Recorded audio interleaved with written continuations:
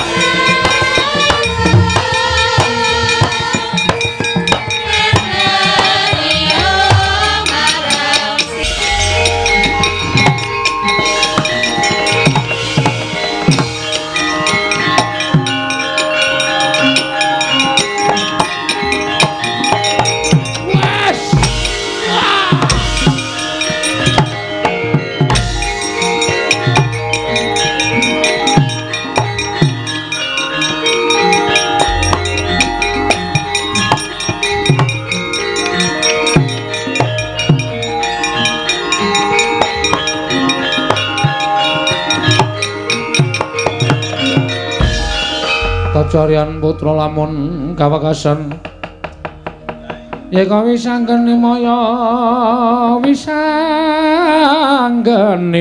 Wisnu Pradenta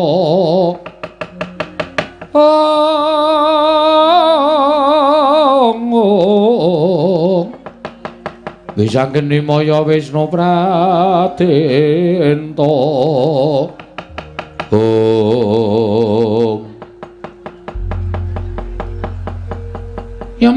non. Kowe tak kandhani ya. Ning kowe aja kaget. Mboten kaget pripun Ki Lurah. Kula ngentosi teng repat kepanasan ngantos cumeng klungen. Kados ngenteni sileming palwa gabus kumambang ing Sela Kresna. Pripun le sampeyan ajeng nanjeke kalih Hyang Bathara Guru babakan tiyang sepuh sampeyan. Ternyata Bathara dewa-dewa iki goblok kabeh ya. Percuma aku tekan kayangan. Ora entuk apa-apa, ora entuk dawuh Hyang Pikulun Bathara Guru malah mung ditritani jarene aku dadi saka ayang-ayang. Ngerti kaya ngono rasa ketayaran munggah nang Gunung Himawat. Lah nggih. Rasa dadak nggawa kowe barang tekan kene. Ning saking mangkelku aku terus gugat. Niatku tak gawe perkara. Niat panjenengan dipun damel perkara pripun Ki Lurah? Nek dewa ora ngeparengake utawa ora nduduhi bapakku sapa, tak gawe geger kayangan. Terus panjenengan ya kewanen wong jeneng Tita menika uripit gumantung karo dewa kok panjenengan nantang dewa. Wis ora urusan kowe ora cocok bali ngono. Lho. Le wangsul pripun wong niki teng gunung dhuwure ora jamak. Gek ndelok ngisor nika nek jurang nika ditonton wangune ngisore ketok niki wis ora ketok ming mega tok kok.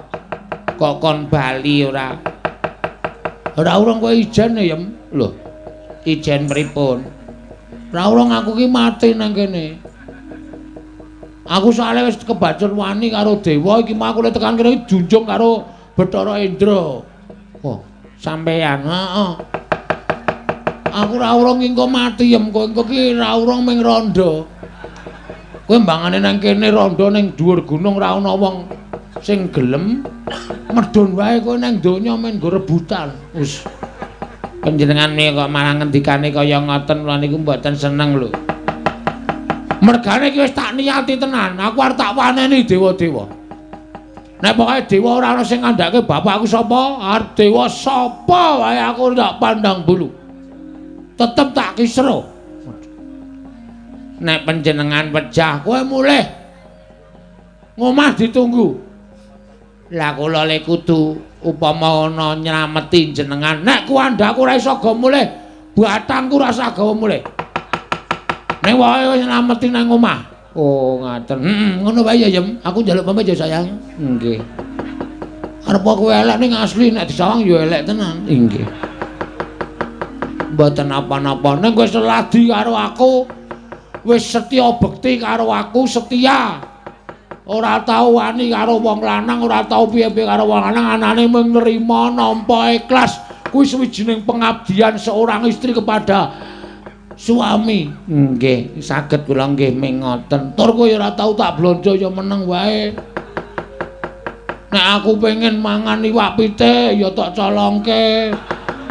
Kuwi wong wedok sing pancen tenan dhuwur derajate. Nggih. Nggih ming gembol dosa. Ora apa-apa. Ora masalah santai wae. Ngaten ki ora. Wis aku tak mangkat. Tak methoke Bathara Indra, engko ndak serak tekan kene ndak malah kowe katut dosane. Kowe ndelik ya, Yam. Nek iso mulih nggawa tampar taleni wit terus medhun alon-alon. Oh, nggih ngestaken cawuk. Ning atos-atos Ki Lurah Bagong. Mbok menawi menika pertemuan yang terakhir antawisipun ingkang garwa pun samiyem kalian Kang Mas Bagong. Kula nyuwun pangestu saged wangsul dumugi griya. Nggih Mas Bagong. Arep apa kowe? Arep apa? Ajeng nyium. Ki lho wingi tok ambung dompo. Kowe ngambung kok mawa wisol. Nggih pokoke nyuwun pangapunten kula tawa. Heeh wis kono mulih ikhlasno aku. Iki aku golek apa pengadilan tenan. Mergo kowe ya ora seneng to nek duwe tak pek bojo kok ora duwe maratuwa. Asline ya pengen ketemu maratuwamu. Nggih kepengin. Ya wis. Wis ngono bae ya aku njaluk ngapura nek ana saking kelumutanku aku mesti modar ning kayangan. Yakin sumpah aku iso apa to? Bedaya ya ora, sekti ya ora, ning mengkari niat karo semangat tok wis. Nek dewa do ngajar karo aku men diajar ora apa-apa pokoke aku arep medhun saka kayangan. Nek dewa ora paring ngerti karo aku, bapakku sapa ya ngantos-antos ki ora ya.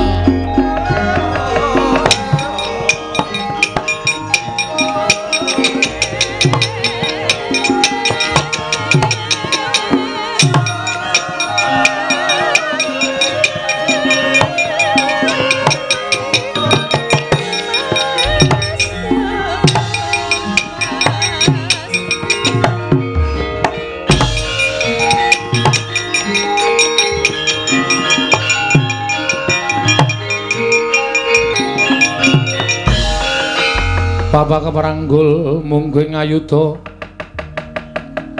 kebapak bawatnya bentar bawatnya bentar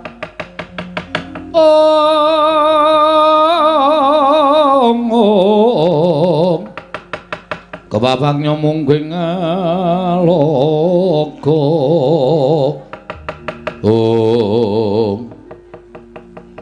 isih meso ora gelem bali saka repat kepanasan kowe Bagong. Bali nek wis ngerti babeku sapa? Lho. Oh aku nek ngerti bapakku sapa taun ana Windarana aku arep mulih saka Kayangan Bathara Indra. Siji kowe keluputan wani karo Sang Hyang Jagat Giri Pratingkah angka 2. Kowe ora nganggo tata krama ning Kayangan. Kanthi cara mengkono kita keluputan ra masalah arta kapak-kapake ra masalah. Iki mau aku entuk dawuh Hyang Pikulun Bathara Guru ya Hyang Pikulun Jatimurti malah kowe bakal jemplungake ana ing kawah Candra Dimuka. Sapa sing ngomong ngono iki? Bathara Guru. Ngarsa dudu. Jare guru ki Den Bagus sing ngarsa dudu.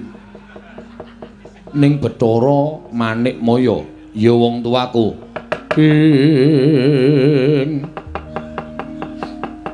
Kagiat risang kapirang urin angkul kinempit kempit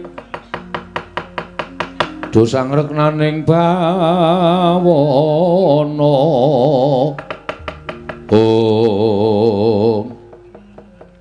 dadi aku takon bapak karo Bathara Guru ki Bathara Guru malah dawuh karo sampean Bagong nyemplung nang kawah Candra Dimuka ngono ha ya dasar para nyata ngerti aku saiki gedhoane Manikmaya lho malah jangkar ora masalah jangkar ya men wong tata lair aku anake Semar Semari sapa Semar iki kakane Bathara Guru dadi aku ngelokke Bathara Guru ora nganggo Bathara iki ora masalah Manikmaya Jatimurti Jagat Giri Pratingkah ora apa-apa ora ana sing malati terus ngopo saiki ngene Ndra lho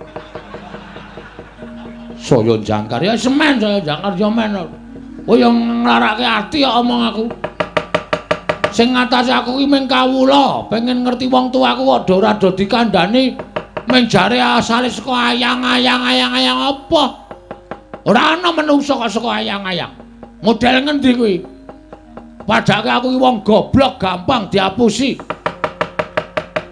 terus karemu piye manut cah kendel ditantang Mano tau.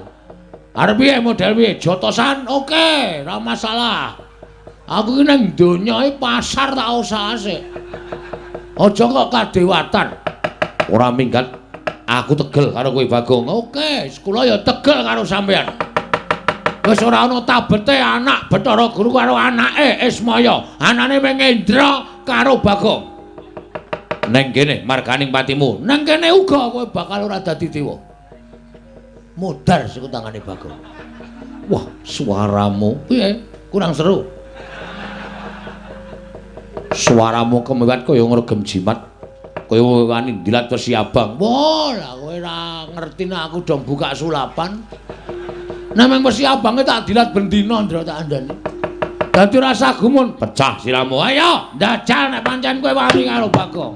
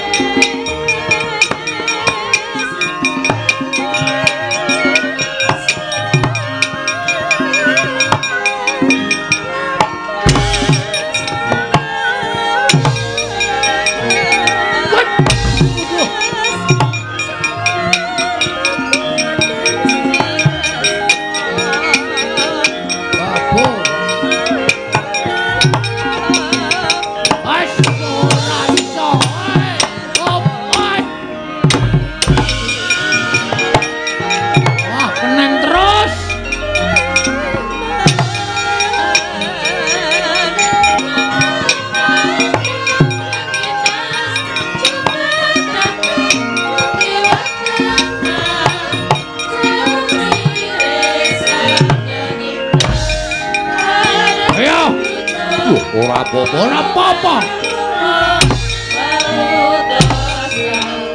Hai, ngobrol.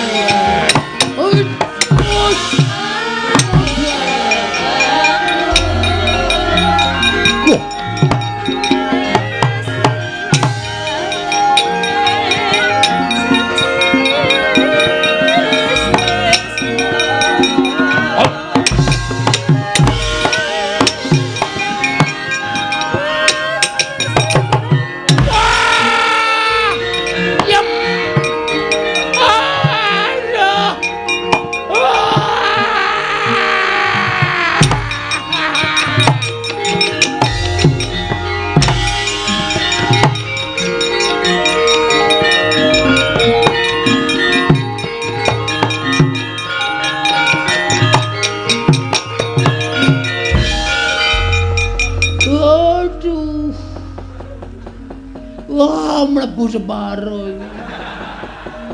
Oh, kerasa tenan. Ah, Bathara Indra tenanan. Yem. Wis mulai urang. Aku kesuduk tumbak iki kon wetenge kado.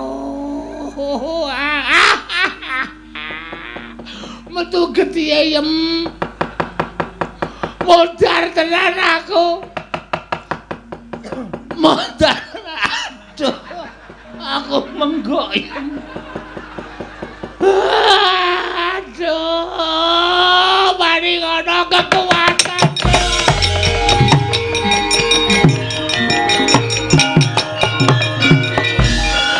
Ucap kacarita nalika semanten kenging pusakanipun Sang Hyang Bathara Indra kira Bagong datan saged nglawat nandhang kacintrangkan namung bengok-bengok kira Bagong mulat nenggih Sang Hyang Bathara menang.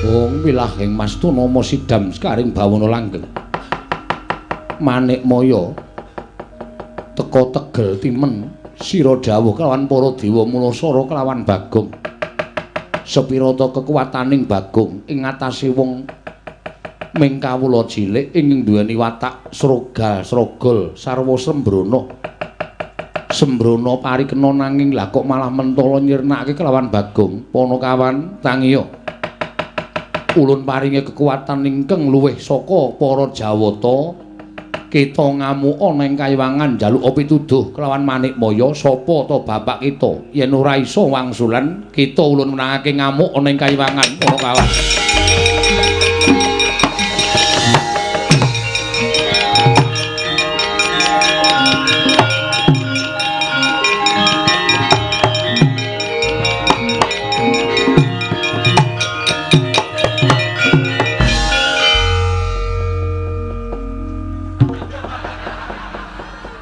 Sapa ya iki mau nguncalke bambu runcing iki mau temancep neng dada anggepe Bagonge wong loro saudon telu saurupan wae Bathara Indra ora pangling mentala karo aku tak kira kowe karo aku iki jek sedulur lho Ndra kowe anake Bathara Guru aku anake Ismaya tuwa aku mbangane kowe kudune nyeluk aku iki Kakang Bathik Madrim. Aku dadi kowe malah wani nguncalke tumbak nang wetengku. Temancep untung aku kuat, untung aku digdaya. Bathara Indra, lara nyaur lara. Utang pati nyaur pati legane.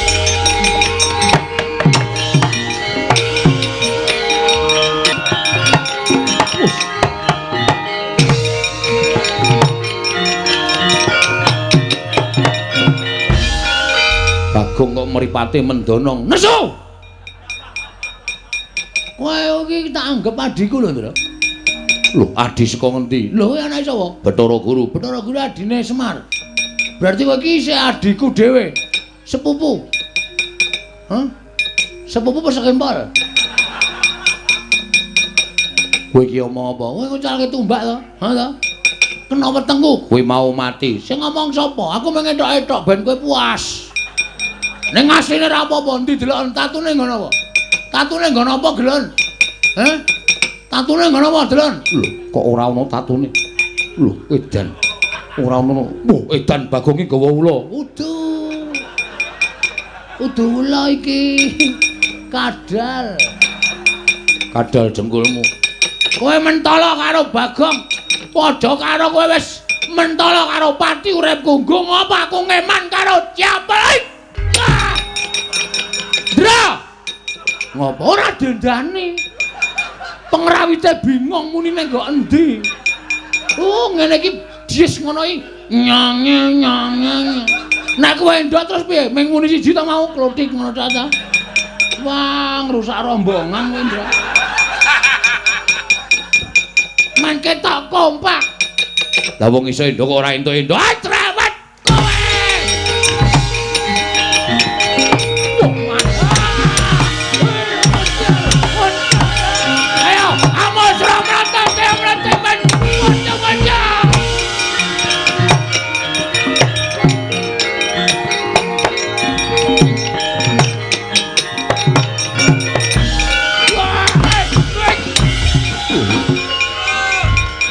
gleleng kok. Edan Bagong iki. Sapa iki? Iki Dendra iki. Dudu. Bathara Brahma Dewaning Geni. Wah, nyilireke. Dewaning Geni kok nyilih rek ora. Aku kan mau ora golek Animatra kok kebingungan. Kene. Ya. Wes. Wah, edan tangane iso murup. Dewaning Geni apa-apa iso murup. Kowe kok ngamuk Bagong. Wis ora urusan. Ngajar karo Kakang Bathara. Indra sing marahi karo aku. Aku mung takon bapakku kok dhek diperintahi kon mateni Bagong. Apa aku salah? Apa aku kleru? Lho. Kleru mergo kowe ngamuk ning kayangan. Apa kayangan ki terus entuk diamuk, ha? Nek dewane do salah. Ora pantes dadi dewa. Nggo apa do dadi dewa? Kowe bali ya Bagong mumpung aku durung nesu. Lho, aku wis nesu ket mau e. Kok wis durung ki piye? Mumpung aku durung nesu yen kowe aku nesu tak muja geni tak obong awakmu. Weh, arep ngetes kowe. Silakan. Silakan, yo. Ora apa-apa, aku mati ora masalah. Aku modal ora masalah. Nek genimu ora temomo ning awake Bagong, aja takon dosa lho, aja dianggep aku ngasorke derajate Bathara Indra.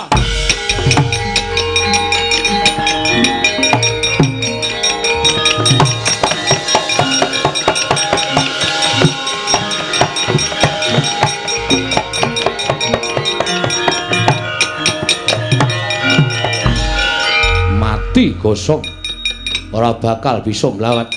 Ayo Gage sambato dikandani ngayal. Halo. Piye kowe ngomong apa? Kowe ngapae genimu ki ngapae? Lho ora apa-apa disawang. Rambuté ora ana sing kemritik mboko siji kok. Padake gampang kobong. Kowe tegel karo aku, Brahma. Geniku tak baleke nang kowe. Mati ya. Ayo kowe.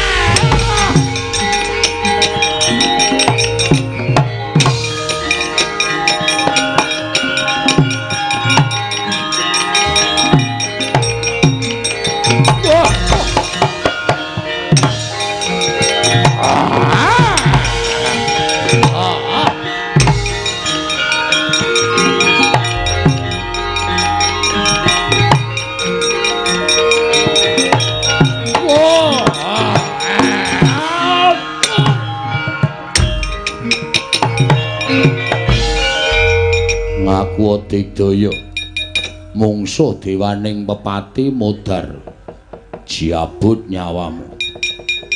Ayo kowe ora bakal iso nglawat. Tak aturke wang pukulun Bathara Guru cemplungke kawah.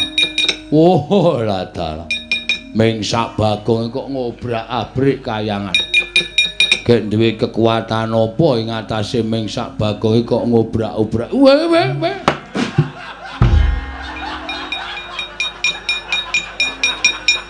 Modar. Rumangsane sing iso njabut iki men kowe wae.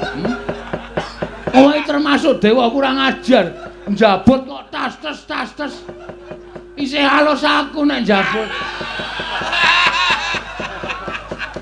Padake ora. Njabut kok dul ngono ya. Sing kelangan nyawa kaget.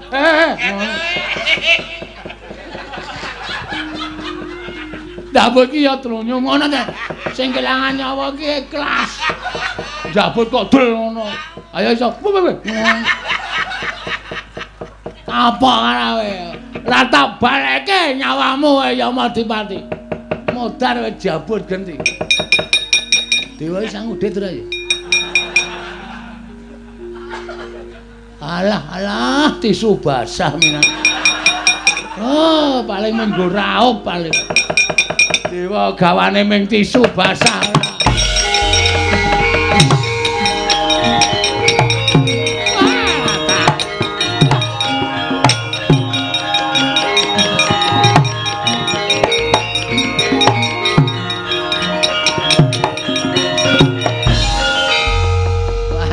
Dipati ya sembrono.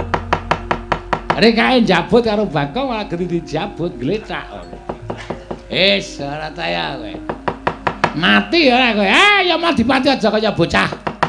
Kita kuwi dewa kena lara ruputing pati tangi ngger. Tangi ora rasa dipethake Bagong tangi aja kaya bocah cilik ya Madipati. Yo ora.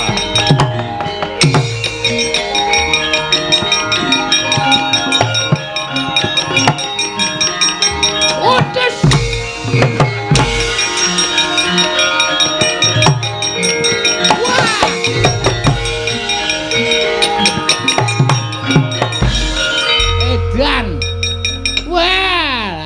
Kaget aku ketemu karo Bagong mripate mendonong. Wah, nek ra mlayu cilaka iki. Nek ra mlayu mesti kisruh mergane. Wah. Cilaka tenan. Wah, anak Semar nek wis nesu ya ngilani. Gugu karepe dhewe. Alah mesake. Dewa kok cawete suwek. Wah!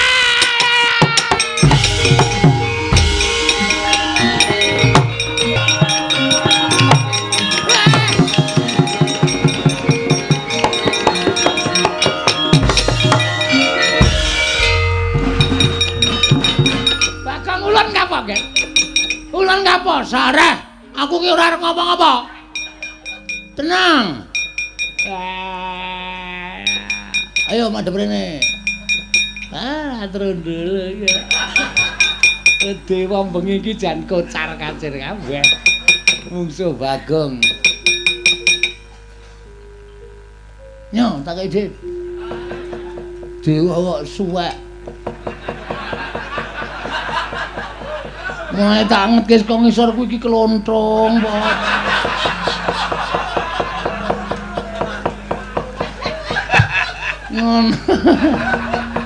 Wah, pancen kuwi arepe dhewe to.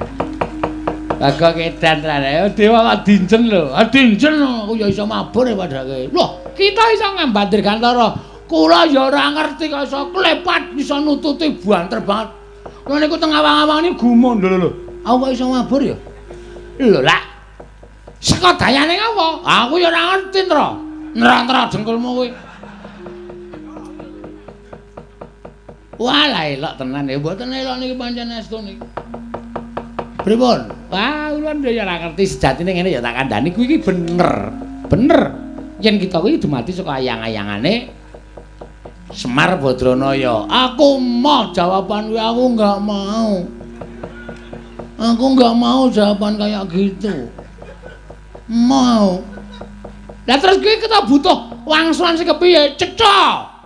Bapakku sapa? Adipati sapa? Nek Ratu Sinuwun sapa? Nek Pendhita Penemban sapa? Ngono ora mung saka ayang-ayang. Enggak, aku enggak mau. Ning nyatane ngono, aku ora percaya. Aja gawe mangkelku to. Hah? Anjabut nyawane kaya ya Madipati. Kose. Kuse aja. Jabut nyawamu modar kowe. Mati ak talene ak glundungke.